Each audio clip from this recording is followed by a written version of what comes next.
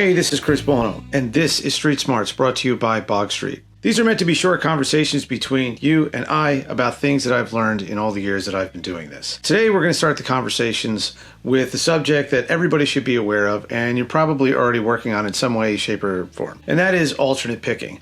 That is the technique I employed in what you just watched me play. The pick I'm playing with today is a Bog Street Battle Axe. This one is heavy, and it is an Ultimtech. I love this pick for many reasons. First and foremost, because, as you can see, on each end, it's the same thing. Just the same awesome angle. So I switch picks a lot, and I don't like to look down if I don't have to. And I don't have to with this one because it feels the same no matter how I put it in my hand.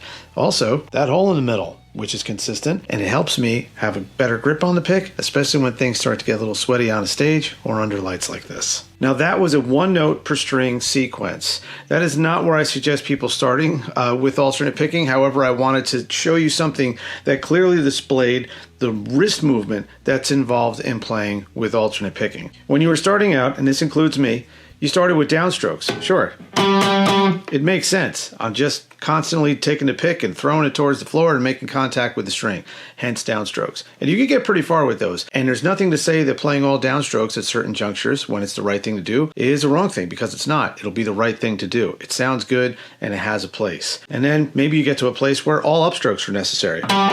Again, same thing. These strokes have a place when they're played exclusively, but no doubt more efficient than anything is putting them together and getting into an alternate picking thing. Down, up, consistently going on. This is going to be a theme throughout Street Smarts. Nothing is absolute. So just because I'm saying alternate picking is the most efficient compared to the other two, that doesn't mean that you always have to do it. We're going to have lots of conversations here where we're going to talk about combining techniques and when to abandon techniques, or when to just do whatever you think is right for you, despite what other people say is the right technique, because there is no right technique, unless it's the one that works for you. All right, back to this alternate picking thing. If it's a new thing for you, I suggest you take it slow and you take it on a single string. So let's say we just do something real simple. I'm going to go here to the 5th position. It's probably going to be my go-to position for a lot of these conversations. Let's go right here to the 5th position and just play a 2-note chromatic sequence from the 5th fret to the 7th fret on the D string. I'm picking a D string because it's in the middle. It's got some heft to it, you know, being a wound string, but not too much because it's the thinnest of the 3. And it won't give you as much resistance as the other ones will, and it's just a good place to go. So I'm starting with a downstroke, and I'm playing 3 notes. So that's going to give me down, up, down. Sure. If I do it again and I follow that, it's going to give me up, down, up. You know, so as I keep going through the sequence, I'll go through that cycle of down, up, down, up, down, up. But really what it is just a succession of alternate picking, and that's what we're here for. Okay, cool. On a single string. As you can see, the motion is coming from my wrist. I'm not doing anything with my elbow yet. I do, but not yet. Right now that's being dictated by tempo and also a flow and dynamics and an articulation thing, but mostly because I don't have to. And I want to make things as easy as possible. I want to be efficient. I want to be relaxed, because once fatigue sets in with any technique, it's game over. It's only going to go as far as your body tells you it can. So, nice and relaxed, my wrist moving up and down.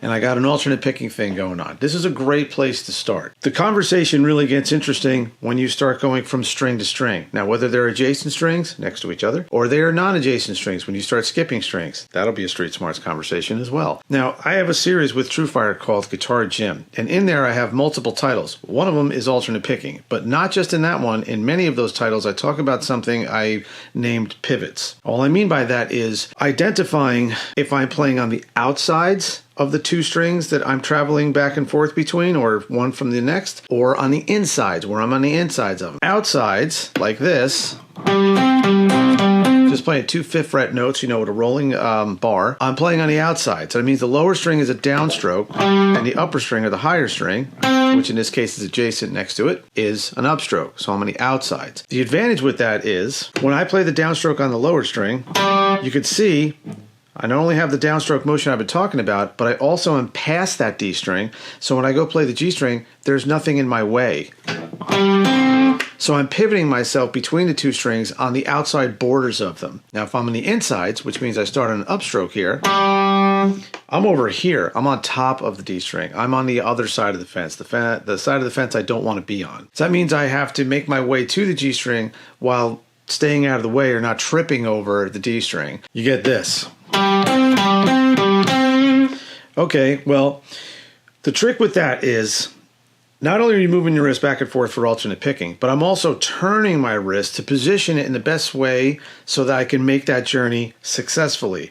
Like I said, with the outside pivots, it's kind of built in, but not without thinking about this. My wrist is not only doing the up and down thing, but it's also turned a little bit. So when I do the downstroke from the D string, I'm already out here. When it comes to the inside pivots, I'm turning my wrist in the opposite direction. Now when I do the upstroke, I'm already in a position where I could just drop down on the G string without worrying about hitting the D string. So when you're going from string to string, it's all about not hitting one string to get to the next. That will be your biggest challenge with alternate picking. You'll probably get this going on with no problem, the up and down motion, but it's going from string to string. That's where the test is really going to come in. Once you can do it on one string set, you could basically apply the feel and the technique and the balance to all the string sets. It'll be a little challenging when you get to string skipping. So let's say we do something like this.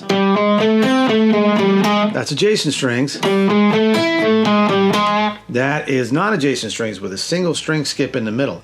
Still the same stuff, I just have a different distance and I just need to get used to it. That's it. You put time into this and your alternate picking will be solid, and it won't even take that long to do it. I highly suggest you do this with a metronome, but either way, the time is what matters. Play, turn it up, have fun with it. Looking for ways to work on your alternate picking? Check out my course with TrueFire called Guitar Gym Alternate Picking. You'll find 27 workouts there starting from the very beginning of the technique, and it'll take you through medium to advanced levels. You can get that at my website, chrisbuono.com, or you can also find it at truefire.com. This is Chris Buono for Bog Street, and this is Street Smarts. Thanks for checking it out, and I'll see you on the next one.